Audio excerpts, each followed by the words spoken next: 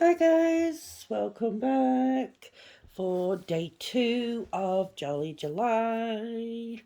Um, so yesterday we did spin the wheel and it gave us the Christmas brown bear. So I worked on camera on it. Now there was a problem. Completely my mistake in all the excitement of wanting to get started and blah blah blah.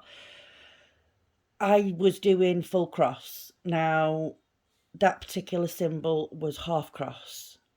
It wasn't a full stitch. So, I had to take it all out and start again. So, as I said yesterday, this was the one that was picked out. So, I, I worked on this yesterday.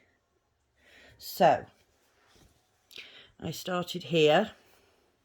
So, this symbol here, where this is, I did all that. All of this here I did. This is all half cross. All of this here. And then we've got the outline here starting to come in that I've done. And the same over here. Down the bottom. And then just, let me fold that over so it's easy to hold. And then, some of the outline here coming in. A few bits and pieces here, over here, down here and up here. So that's what I did, and that's what I managed to do yesterday. So let's put away the Christmas brown bear and we will spin the wheel again.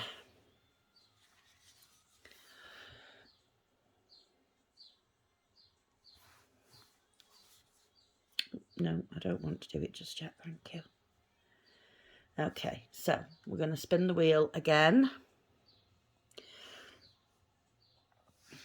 and see what we're going to work on today. So here we go, Jolly July. Right then, are we ready? 1, 2, 3.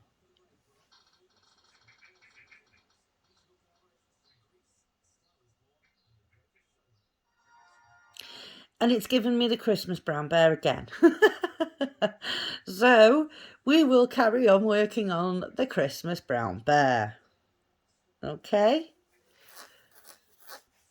I actually did. It's a bit strange this actually, because I actually did, when I set up this wheel, I did a spin just to see, obviously make sure that everything was working and all that sort of stuff. And this is actually because I did that sort of test spin, yesterday's spin and today's spin, and all three have come up with the Christmas brown bear. So the way this is going, we're going to have the Christmas brown bear finished by the end of July. If it carries on giving me the Christmas brown bear. So, I'll pause this for a minute and I'll get the next sort of colour thread out and we'll get working on Christmas brown bear again. So, yeah. Right, give me a second, folks. I'll be right back. Okay, folks, we are back. I have got out the colour to stitch this lilac-y symbol here. This is the one that we're going to do. And it's half stitch. And it is a blue. It's the same as this one here that I've already put in. So we will work on this and see how far. Let me change where I'm sitting so you can see what I'm doing. There we go. So we'll work on this and see how far we get again. So, how is everybody? Hope everyone is doing okay, having a nice weekend. Yeah, so yesterday, one of my subscribers, Lexi, hi Lexi, she asked me a question, and she said, "Oh, answer it in the video if you like." So I will answer her question in today's video. Her question was, how did I get into cross stitching? Basically, when I was at high school, I was bullied a lot, and not just by kids. There was a teacher involved in this too. So my days at high school weren't enjoyable at all. I hated every second, and I never went to college or anything like that after high school. Not because I didn't get the grades, because I did. I could have gone to college easily, but because of the way they were treating me and the things that they were doing to me, it wasn't just in school either, it was out of school. So yeah, because of how they treated me and what they did to me and how scared I was, they were actually at because they were in a year or two above me, and they actually left and went to that college. So there was no way I was going to put myself back in that position where they could get to me again, basically. So yeah, I didn't go to college. So when I was in high school, I mean, it actually started sort of their last year of primary school. Like I said, they were a year above me. And then obviously they left, and I had a year at primary school where it was relatively okay because they weren't there. And then when I went to high school, it all sort of picked up again, and it was ridiculous. So I was out shopping with my mum one day, and we were at the market, and I saw this stall, and my mum was looking at sort of another stall next to it or something, and I saw this stall where they sold sewing things and, the haberdashery, basically. So I was having a little look because I was like, oh, this is interesting. I mean, at this point, I was probably 13.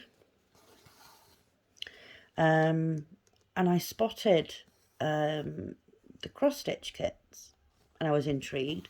They were, the ones that I always chose when I was younger were Winnie the Pooh. And I think it was by a company called Designer Stitches, I think. Yeah, so Winnie the Pooh, I took a liking to the pictures, and I thought, well, they're really nice. So I spoke to the lady, and I asked her, what it was all about, and she explained to me, and I was like, I'd really like to give that a go. I think it might be something I would enjoy. So my mum came over, and she bought the kit for me, and off I went home. And obviously, like I say, when I was a child, there was no internet, there was, no Google, no YouTube, no nothing, So it was a case of either somebody that you knew did it already and they explained it to you. Sorry, bang the camera there. Or you just literally figured it out for yourself. So I read whatever instructions were on. Hang on. This is twisted round. There we go. I read whatever instructions were in the kit, and yeah, that's how I started. And it was like a getaway for me. You know, it was, it took my mind off everything, you know, because I was concentrating, because they weren't stamped kits. They were always counted when I was younger. You know, the stamped, the only stamped kits you could get were like proper tapestries, and that wasn't really my thing. So yeah, they were all counted. So obviously the concentration's there, and it completely took me away from everything that was going on, and you know how scared and bad I felt, and the worry. It just took it all away for me. So yeah, that's how I got into cross stitching. I probably did a lot wrong, you know, because like I say, I was self-taught, and watching other YouTubers and things with the different methods that are out now, and you know, this, that and the other. It's like, well, I never did any of that, you know. So I wonder sometimes if I did it right, but at the end of the day, it doesn't matter, because it helped me a lot. So I don't care if I was getting it right when I was younger. I really don't care. It was just, it helped me. You know, it was an escape. So yeah, that's how I got into cross stitching, and for all of my life, from then onwards, I've struggled with my mental health, in varying degrees. You know, sometimes not so bad, sometimes absolutely awful. So at the moment, my mental health is not good, and it hasn't been for about 4 years, 4.5 years. So yeah, this hobbies. Oh, I've missed one. Hobbies are a big help in those situations. A massive help, I think, because it gives you something else to concentrate on. It gives you something else to think about, you know, and it makes you feel good when, you know, you're completing things, or you know, you get a section of something done, or like I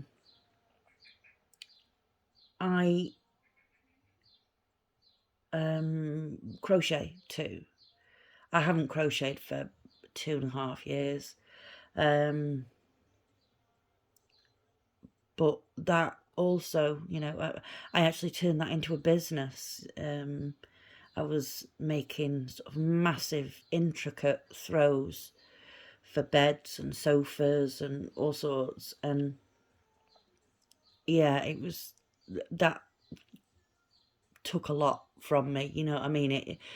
That really did help. But I sort of went off the crochet road and picked up my cross stitching again. I've also done resin moulding. I'm not very good at that. I'm really not very good at that. I try and watch the YouTubers and the different techniques that they use, and it never turns out that way for me. I do enjoy it, you know. I make things for the house, and you know, just little things that don't. It doesn't matter if it's not perfect. So yeah, at the moment, well, not at the moment, for the last 2.5 years, it's been cross stitch for me.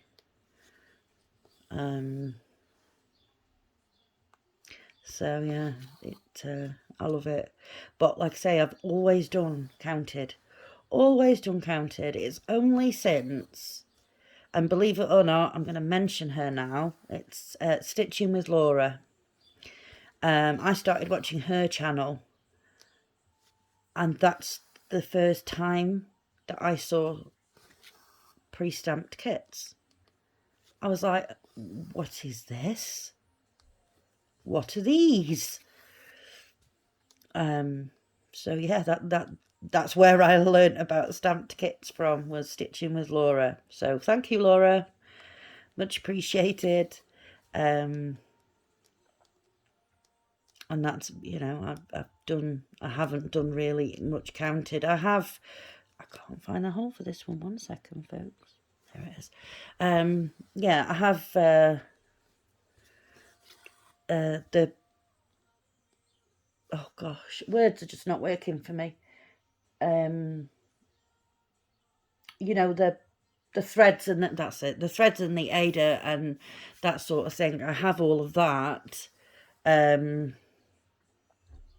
ready with a counted pattern to start. But I feel like I'm going to have to be in the mood. 1 second. We've got a knot, folks. We've got a knot. Yeah, I feel like I'm going to have to really be in the mood to do counted. I've been spoilt a little bit by the pre-stamp, to be fair.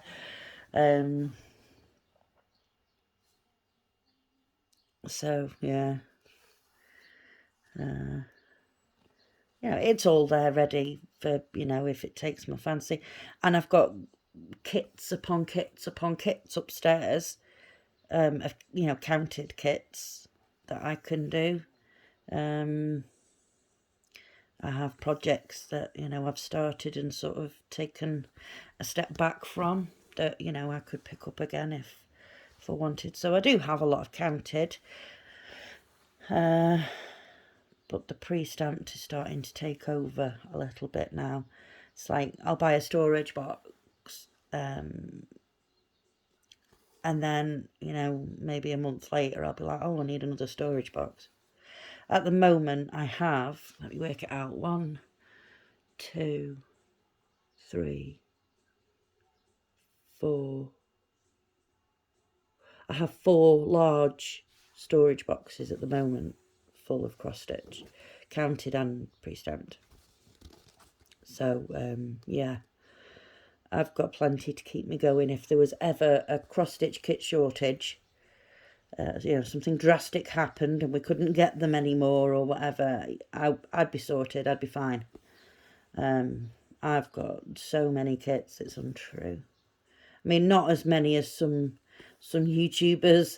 There's some out there that have got massive amounts of kits. I mean, I often wonder with these people how big their houses are, because I live in a 3-bedroomed semi-detached. I wouldn't have the space to store all of that. I mean, obviously I keep getting more and more kits, and I am starting to worry, where am I going to store them all? I actually have at the top of my stairs like a big, it's like a clip together cube unit kind of thing, and that is full of wool for when I was crocheting. Now I haven't crocheted for a long time, like I say, so I'm considering actually taking all of that away, taking that cube unit down and putting my storage boxes there for my cross stitch. I'm not going to get rid of my wool, because I will pick crochet up again. I know I will. I've missed a line completely there. What is going on? Yeah, I won't get rid of it. I spent a lot of money, because obviously it was my business. So I spent a lot of money on it, on wool, on crochet hooks. It was crazy amount of money. But then I also made money from it. So, I mean, I didn't make enough to become a millionaire or anything, I wasn't opening shops left, right and centre. It was just, I was making my money back plus a little bit more, so I was happy with that, because essentially at the end of the day, it was a hobby turned into a business. So, yeah. But yeah, I think I'm gonna have to do that. Get rid of all the, well, not get rid of it, like I said, but pack it away, all the wool. Take the cube unit down, and then have the boxes there with my kits in instead. So yeah, I don't know. Just mulling things over with you guys, you know, throwing my thoughts out there of what I might do, and yeah, so I don't know. We'll see. It's an idea. But then obviously I have to find somewhere to store all of the wool that I pack away. See? So it's like, you know, yeah. I don't know. We'll see. I'll have to. My daughter, she's a good organiser, so I might have to have a word with her and see what plan she can come up with, storage-wise, and, you know, things like that.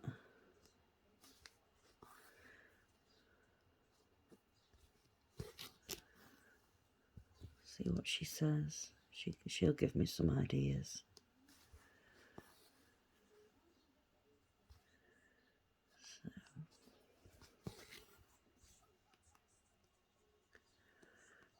So right then, folks, I'm going to finish this couple of stitches with you.